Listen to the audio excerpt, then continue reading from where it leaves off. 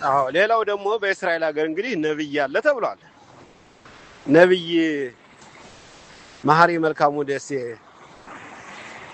ነብይ ነው ተብሏል። ያድናል ይፈውሳል ተብሏል።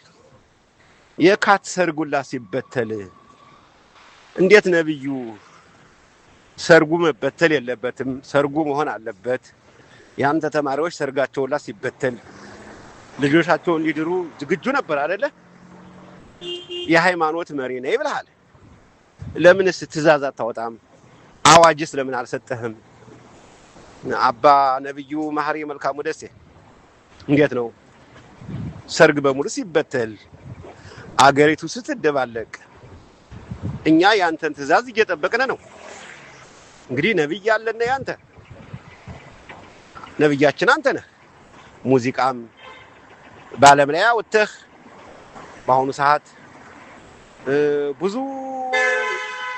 ብዙ ሴቶችም ያንተን ሙዚቃ እየሰሙ በሰማይ በምድር ዓለምን የሚገዛው ዋናው ነብይ በእስራኤል ሀገር ላይ በዓለም ላይ ያለው ነብዩ መሐሪ መልካሙ ደሴ መጥቷል። ለምን ለህዝባችን ለሀገሩ ለ10 ሚሊዮን ህዝብ ትእዛዝ አሰጥነም እንዴ? ምንድነው ማድረግ ያለብን? አባቴ እንዴት ነው ዝም አልክሳ? የሃይማኖት መሪ ሆነህ ከእግዚአብሔር ጋር የተነጋገርክ ነብዩ ነህ።